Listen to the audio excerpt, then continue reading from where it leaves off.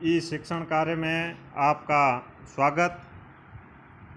जीवन की मौलिक इकाई भाग नंबर 2 में आज हम कोशिका की संरचना के संगठन के बारे में अध्ययन करेंगे। कोशिका में विशिष्ट घटक होते हैं जिन्हें कोशिकांग कहते हैं। कोशिका का अध्ययन सूक्ष्मदर्शी से करने पर हमें लगभग प्रत्येक कोशिका में 3 गुण दिखाई देते हैं: प्लाज्मा झिल्ली, केंद्रक और कोशिका द्रव्य।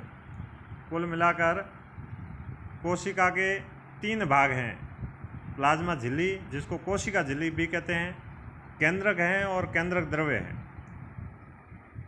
कोशिका द्रव्य। केंद्रक के अंदर केंद्रक द्रव्य होता है, वो केंद्र की संरचना के बारे में अपन अध्ययन करेंगे। 3 भाग है कोशिका के: प्लाज्मा झिल्ली, जिसको कोशिका झिल्ली कहते हैं, केंद्रक और कोशिका द्रव्य। कोशिका के अंदर होने वाले समस्त क्रियाकलाप, इनकी बाह्य पर्यावरण से पारस्परिक क्रियाएं इन्हीं गुणों के कारण संभव होती है। यानी कोशिका के अंदर जो भी क्रियाकलाप होते हैं, बाहर के पर्यावरण से जो भी इनका संपर्क होता है, क्रियाएं होती हैं, वे सभी प्लाज्मा झिल्ली, केंद्रक और कोशिका द्रव्य पर निर्भर करता है। सबसे पहले अपन पढ़ते हैं प्लाज्मा झिल्ली, अथवा जिसको कोशिका झिल्ली कहते हैं। यह कोशिका की सबसे बाहरी परत है जो कोशिका के घटकों को बाहरी पर्यावरण से अलग करती है। कोशिका के अंदर के जो घटक हैं उनको और बाहर के पर्यावरण को, इनके बीच की एक परत है। प्लाज्मा झिल्ली कुछ पदार्थों को अंदर अथवा बाहर आने जाने देती है। यह अन्य पदार्थों की गति को भी रोकती है। कोशिका झिल्ली को इसलिए वर्णनात्मक पारगम्य झिल्ली कहते हैं। वर्णनात्मक पारगम्य झिल्ली कोशिका झिल्ली को कहा जाता है क्योंकि यह कोशिका के अंदर बाहर कुछ पदार्थों को आने जाने देती है। कुछ पदार्थ जैसे कार्बन डाइऑक्साइड अथवा ऑक्सीजन कोशिका झिल्ली के आर पार विसरण प्रक्रिया द्वारा आ जा सकते हैं। कार्बन डाइऑक्साइड का कोशिका के अंदर जाना, बाहर आना, ऑक्सीजन का अंदर जाना, बाहर आना, यह कोशिका की झिल्ली के द्वारा संबंध है। परंतु जो ये क्रिया होती है, इस क्रिया का नाम है प्रासरण। पदार्थों की गति उच्च सांद्रता से निम्न सांद्रता की ओर होती है। पदार्थ जो है वो उच्च सांद्रता से निम्न सांद्रता की ओर गति करते हैं। जब कुछ पदार्थ जैसे CO2 कोशिका में एकत्रित हो जाती है, ये एक अपशिष्ट पदार्थ है, इसका निष्कासन आवश्यक है, तो इसकी सांद्रता बढ़ जाती है कोशिका के अंदर। कोशिका के बाह्य पर्यावरण में CO2 की सांद्रता कोशिका के में स्थित CO2 की सांद्रता की अपेक्षा कम होती है। कोशिका के अंदर CO2 की सांद्रता ज़्यादा है, बाह्य पर्यावरण में सांद्रता उसकी कम है, तो वो अधिक सांद्रता से कम सांद्रता की ओर गमन करेगी, यानी कोशिका से बाहर आएगी। जैसे ही कोशिका के अंदर और बाहर CO2 की सांद्रता में अंतर आएगा, उसी समय उच्च सांद्रता से निम्न सांद्रता की ओर विसरण द्वारा कोशिका से CO2 बाहर निकल जाएगी। ध्यान देने योग्य बात यह है कि विसरण की क्रिया कब होती है? जब सांद्रता में अंतर होता है। तो पदार्थ किधर से किधर गति करेगा? तो उच्च सांद्रता से निम्न सांद्रता की ओर। CO2 की मात्रा कोशिका में ज़्यादा है, पर्यावरण में कम है, तो वो कोशिका से बाहर आएगी।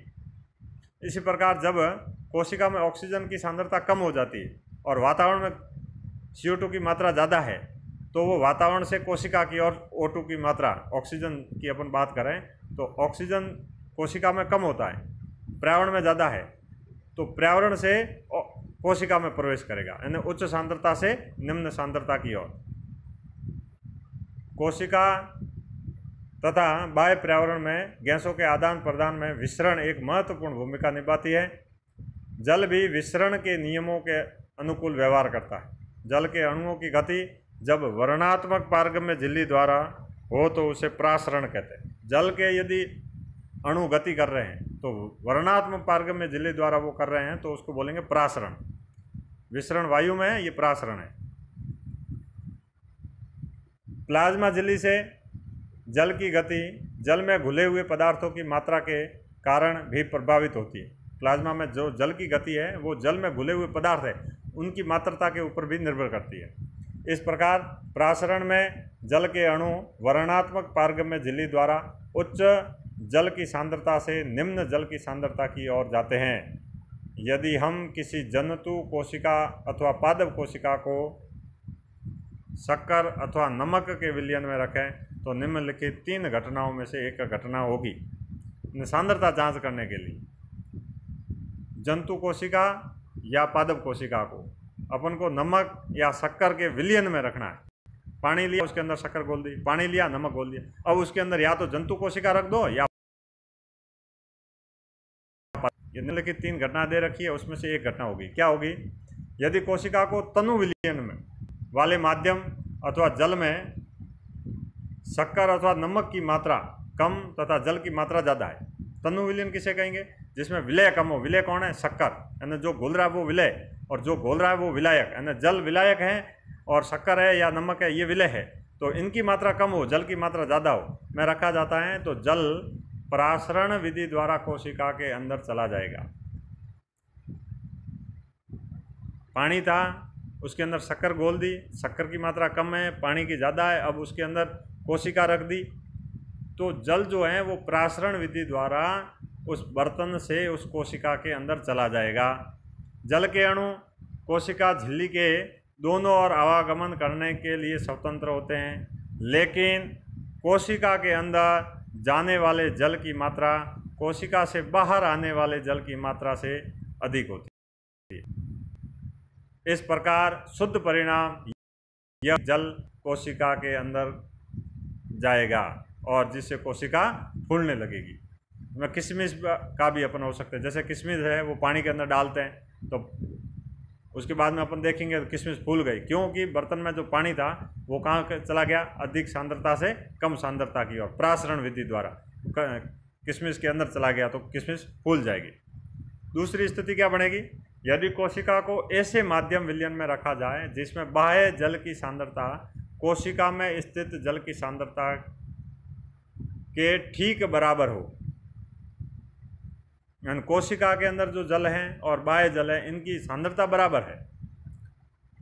कोशिका झिल्ली से जल में कोई शुद्ध गति नहीं होगी, जब दोनों की सांद्रता बराबर है तो कोई गति नहीं होगी। ऐसे विलयन को समप्रासरी विलयन कहते हैं। ऐसा जो विलयन होगा उसमें प्रासरण नहीं होगा तो समप्रासी विलयन कहेंगे। जल कोशिका झिल्ली के दोनों ओर आता जाता है, लेकिन जल की मात्रा अंदर और बाहर दोनों में बराबर रहती है। इस प्रकार व्यापक रूप से जल में कोई गति नहीं होगी, इसलिए कोशिका के माप में कोई परिवर्तन नहीं होगा। तीसरी स्थिति में क्या होगा? यदि कोशिका के बाहर वाला विलयन अंदर के घोल से अधिक सांद्र है तो जल प्रासरण द्वारा कोशिका से बाहर आएगा। ऐसे विलयन को अति प्रासरणीय दापी विलयन कहते हैं। कोशिका से बाहर यदि जल आ रहा है बर्तन के अंदर तो अति वाला हो गया। पुनः जल कोशिका झिल्ली के दोनों ओर आ जा सकता है, लेकिन इस स्थिति में कोशिका से अधिक जल बाहर आएगा और कम अंदर जाएगा, इसलिए कोशिका क्या हो जाएगी? सिकुड़ जाएगी। प्रासरण इस प्रकार विसरण की एक विशिष्ट विधि है जिसमें वर्णनात्मक झिल्ली द्वारा गति होती है। एक कोशिकीय अलवणीय विलय जीवों तथा अधिकांश पादप कोशिका प्रासरण द्वारा जल ग्रहण करते हैं। पौधों के मूल द्वारा जल का, पौधों की जो जड़ होती है मूल, उसके द्वारा जल का अवशोषण भी एक प्रासरण विधि है।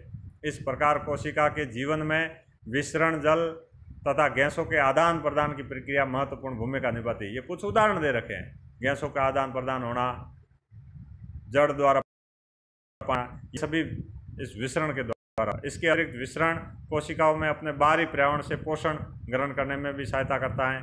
कोशिका से विभिन्न अणुओं का अंदर आना जाना, बाहर निकलना, उसमें भी विसरण की विधि का उपयोग होती है। प्लाज्मा झिल्ली की रचना हम केवल इलेक्ट्रॉनिक सूक्ष्मदर्शी से देख सकते हैं। कोशिका झिल्ली का लचीलापन एक कोशिकीय जीवों में कोशिका के बाह्य पर्यावरण से अपना भोजन तथा अन्य पदार्थ ग्रहण करने में सहायता करता है। इस प्रक्रिया को एंडोसाइटोसिस कहते हैं। अमीबा अपना भोजन इस प्रक्रिया द्वारा करता है। कोशिका भित्ति पादप कोशिकाओं में प्लाज्मा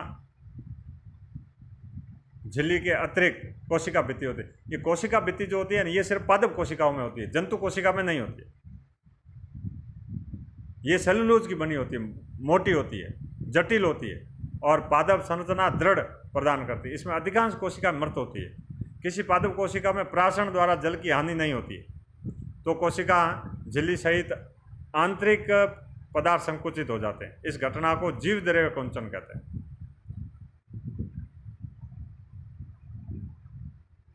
जीवित कोशिकाएं ही प्रासरण द्वारा जल अवशोषण करने की क्षमता होती है, न कि मृत कोशिकाओं में। जीवित कोशिकाएं होती है वही प्रासरण के द्वारा जल का अवशोषण करती है, मृत कोशिकाएं प्रासरण द्वारा जल का अवशोषण नहीं करती। तो कोशिका भित्ति जो है वो पौधे, कवक, बैक्टीरियाओं की कोशिकाओं को अपेक्षाकृत कम तनु विलयन में बिना फटे बनाए रखती है। ऐसे माध्यम में कोशिका प्रासरण विधि द्वारा पानी लेती है।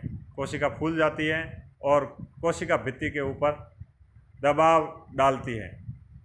कोशिका भित्ति भी फूली हुई कोशिका के प्रति समान रूप से दबाव डालती है। कोशिका भित्ति के कारण पादप कोशिका परिवर्तनीय माध्यमों को जंतु कोशिका की अपेक्षा आसानी से सहन कर सकती है।